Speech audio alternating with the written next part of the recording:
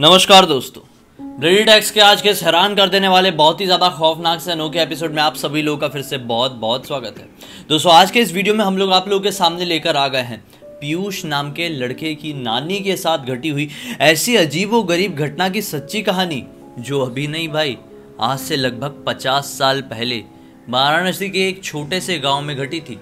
क्या थी ये घटना, किसके साथ, कैसे, डिटेल में सब कुछ आज आप लोगों को जी अपनी जुबानी बताएगी। ये आज से 50 साल पहले उसकी नानी के साथ जब घटना घटी थी, उनकी उम्र यही 18-19 साल की होगी। लेकिन सबसे पहले मैं बता देती हूँ कि उनकी ज़िंदगी में ऐसा क्या क्या हुआ, क्या सिचुएशन बना कि उनके साथ इतनी खौफनाक घटना घट गई। 18-19 साल की थी नानी उस टाइम पे, आज से 50-55 साल पहले जो भी होंगी, उस टाइम पे 18-19 साल की थी। और क्या होता है कि नानी के घर वाले डिसाइड करते हैं कि इनकी शादी करवा देंगे। उस टाइम पे 18 साल पे, 19 साल पे, 15 साल, 12 साल पे शादी हो जाया करती थी लड़कियों की, कोई बड़ी बात नहीं थी। तो इनकी उम्र भी 18-19 साल हुई थी। घर वाले सोचते हैं शादी करवा देंगे, तो उनकी शादी भी करवा देते हैं। लेकिन शादी करवाने के बाद क्या होता है कि कुछ लोग घर पे एक रस्म होता है कि शादी करवाने के बाद लड़की अपने ससुराल नहीं जाएगी, कुछ दिनों के लिए मायके में रहेगी, और वो जो रिचुअल रहता है वो कंप्लीट हो जाएगा तो लड़के घर वाले यानी कि लड़की के ससुराल वाले आएंगे और वो रिचुअल पूरा करेंगे, उसके बाद अपनी दुल्हन को लेके जाएंगे। अच्छा, ऐसा वाला सीन रहता है। तो उनके घर पे शादी वादी होती है, सब मेहमान आए थे, और शादी वादी होने के बाद सब लोग अपने अपने घर चले जाते हैं। और दुल्हन भी शायद 1 या 2 दिन के लिए अपने ससुराल गई थी, और उसके बाद उसके ससुराल वाला छोड़ के इनके मायके में चले जाते हैं कि अभी कुछ दिन यहाँ पे रहने वाली है। तो क्या होता है कि यही जब नई नई दुल्हन की शादी होती है तो लोग मानते हैं, गांव के लोग, कि ऐसे बाहर रात वात में कहीं निकल नहीं सकते।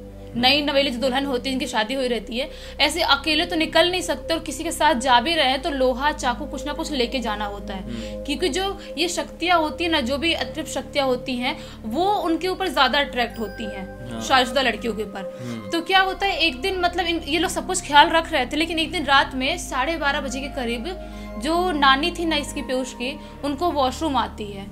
और उस टाइम पे तो सबको ही पता है कि किसी घर पे टॉयलेट वगैरह, ये सब बाथरूम वगैरह हुआ नहीं करता था उस टाइम पे सबके घर में, और वो बहुत छोटे से गांव की बात है ये। तो उस टाइम पे तो किसी के घर में भी टॉयलेट हुआ ही नहीं करता था उस छोटे से गांव में। हाँ, उस छोटे से गांव में। तो उस छोटे से गांव में सबको क्या करना होता था कि अब खेत में ही जाना पड़ता था, जिधर भी जाना है।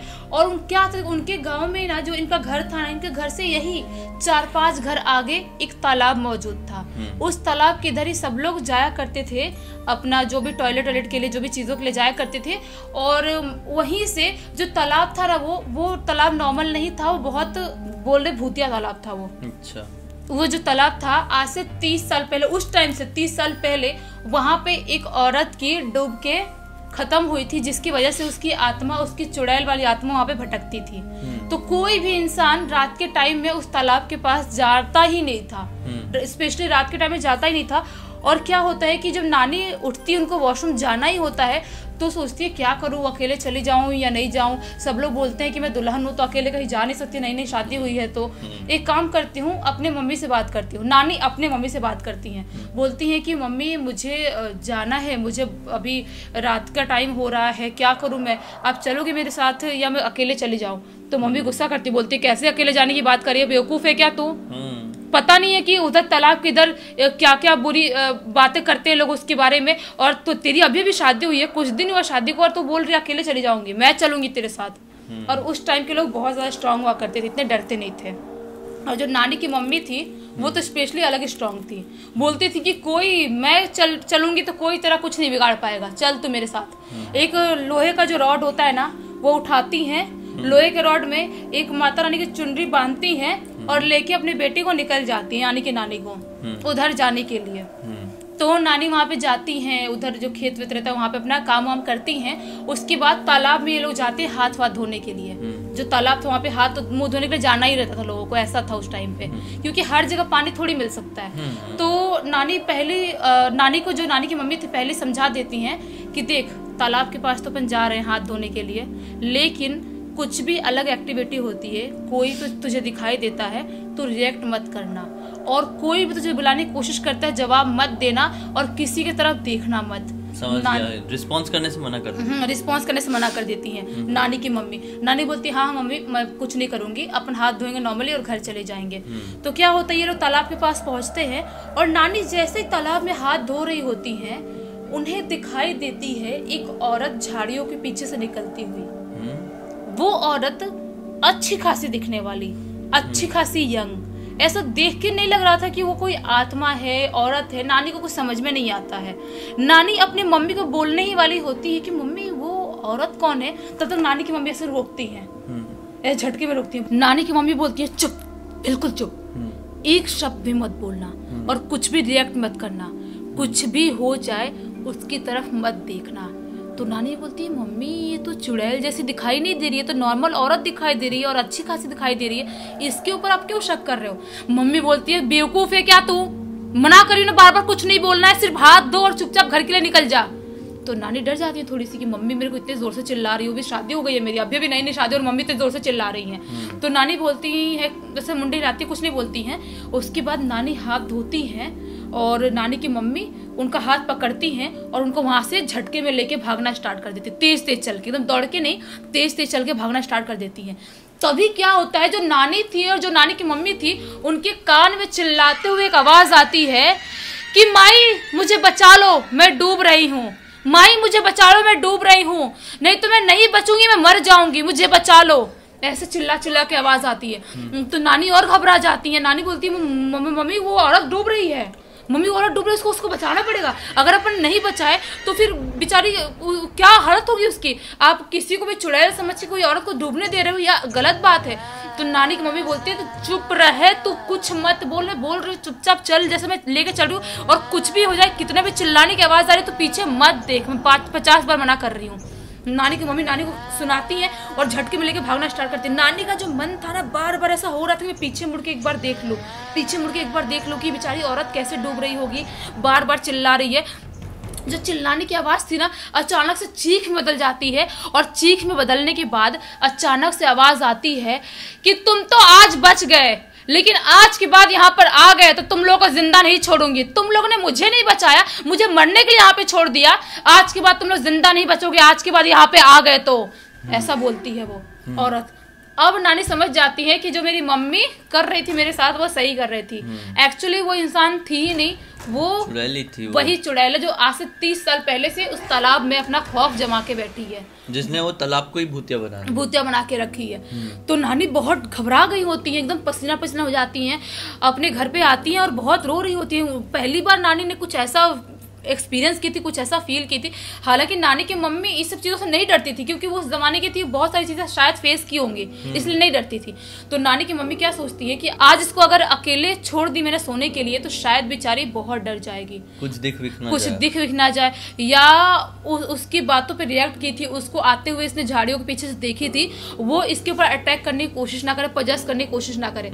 तो नानी की मम्मी बोलती है बेटा एक काम कर, तू मेरे रूम में आके मेरे साथ सो जा। तो जो नानी थी वो और नानी की मम्मी नानी के रूम में सोने के लिए चली जाती हैं। नानी कैसे भी अपने आप को नॉर्मल करती है, नॉर्मल करके सोने की कोशिश करती हैं। उसके बाद नानी जब सोती हैं तो आता है एक बहुत ही खौफनाक सपना। सपने में दिखाई देती है वही औरत। वो औरत वैसे ही चिल्ला चिल्ला के बोल रही थी, लेकिन इस बार उसकी शक्ल नानी देख पा रही थी। उसकी जो शक्ल थी, जितनी खूबसूरत दिखाई दे रही थी, उतनी खूबसूरत तो सपने में नहीं दिखाई दे रही, सपने में एकदम खौफनाक दिखाई दे रही थी, और चिल्ला चिल्ला के बोल रही होती है कि तूने मुझे नहीं बचाया था, देख अब तू, मैं तेरा भी जान ऐसे ही लूंगी, तुझे भी वैसे ही मार डालूंगी जैसे तू मुझे मरते हुए छोड़ के आई उधर तालाब में। नानी बहुत डर जाती है, उसका जो खौफनाक शक्ल थी उसकी खौफनाक, और जो चिल्ला चिल्ला के जो बातें बोल रही थी उसकी वजह से नानी एकदम डर के चीख के उठती है। तो नानी की मम्मी की भी आँख खुल जाती हैं। बोलती क्या हुआ बेटा, क्या हो गया, तू ऐसे डरी हुई क्यों उठी, क्या हो गया, कोई प्रॉब्लम है क्या। तो नानी अपनी मम्मी से सारी बातें बताती कि मम्मी मुझे इतना ख़राब सपना आया, शायद वो मेरे पीछे पड़ चुकी है चुड़ैल और मुझे नुकसान पहुंचाना चाहती है, कुछ तो प्रॉब्लम है मेरे को। तो नानी की मम्मी बोलती है कि इसीलिए पहले के ज़माने के बड़े बुजुर्ग लोग बोलते थे, और इसीलिए हम लोग भी बोलते हैं कि जब तक लड़कियों के हाथ में नई नई मेहंदी लगी हो, ऐसे रात के टाइम में बाहर नहीं निकलते। और तेरे को मना करने के बाद भी तो उसकी बातों पर रिएक्ट कर रही थी, और उसकी तरफ पीछे मुड़ के देखी तो जब झाड़ियों से निकली थी वो, मना करने के बाद भी। अब देखते हैं सुबह तक क्या होता है, क्या करते हैं, किसी को बुला के दिखाएंगे, बाबा को कुछ करेंगे। अब नानी की मम्मी डरी हुई थी, रात भर दोनों नहीं सो पाती हैं। सुबह सुबह जब सब लोग उठते हैं, घर वाले, नानी के पापा, भाई, चाचा, सब लोग उठते हैं, तो उनसे बात होती है, बात करती है। नानी की मम्मी बोलती है कि हमारे साथ पिछले रात में ये सब कुछ कांड हुआ और अभी इसको इतना गंदा सपना आया, कुछ प्रॉब्लम तो नहीं होगी। जो नानी पापा थे वो बोलते हैं कि कुछ प्रॉब्लम हो उससे पहले हम किसी को बुलाते हैं और प्रॉब्लम खत्म कर देते हैं। वेट क्यों करना है, कुछ प्रॉब्लम होने वाली है, पोजेस होगी, उसको कोई प्रॉब्लम होगी, कुछ तकलीफ होगी। वैसे भी 3-4 दिन बाद इसकी विदाई है, इसके ससुराल वाले आने वाले हैं, कुछ तकलीफ हो गई, पोजेस हो गई तो कैसे लेके जाएंगे? बोलेंगे तुम्हारी बेटी तो भूतिया, हम तो लेके जाएंगे नहीं अपने घर पे, ऐसा सब बोलेंगे। तो जो नानी के जो पापा थे वो बहुत बड़े श्रेष्ठ पुरुष को जानते, जो पंडित जी थे उनको बुला के लाते हैं। तो पंडित जी देखते से बोल देते हैं कि वो इसके पीछे बहुत बुरी तरह से पड़ चुकी है और इसको वो भी मारना चाहती है और अपनी दुनिया में लेके जाना चाहती है। इससे बेहतर है कि बड़ा पूजा पाठ कुछ करते हैं और आज रात में आपके खानदान वालों को, आपके घर वालों को कुछ एक बहुत टफ काम करना है, वो आप लोगों ने कर दिया तो ये पूरी तरह से ठीक हो जाएगी। तो घर वाले पूछते हैं कौन सा टफ काम? तो पंडित जी बताते हैं कि रात के टाइम में एक कपड़ा, लाल कपड़े में 4-5 चूड़ी और नथिया, सिंदूर और बिंदी, ये और पायल, ये चीजें लेके जाके वो पोटली को वहां पे तालाब के पास रख के आना है। और जब आप रख रहे होगे तो एक चीज का ध्यान रखना कि रखने के बाद आप पीछे मुड़ के नहीं देखोगे। कितनी भी चिल्लाने किसी की आवाज आ रही है, किसी के कुछ भी करने की आवाज आ रही है, आपके इनफैक्ट घर वालों की भी आवाज आ सकती है, लेकिन आप लोगों को पीछे मुड़ के नहीं देखना है। जो भी जाएगा उसको इस बात का ध्यान रखना पड़ेगा।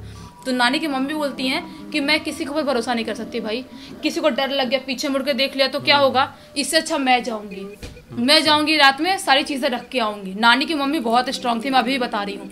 वो ऐसा ही होता है, पूजा पाठ इनके घर पे हवन चालू था रात के टाइम में, रात के 12:30 बजे के करीब जाती है नानी की मम्मी और वो पोटली वहाँ पे तालाब के पास रखती हैं।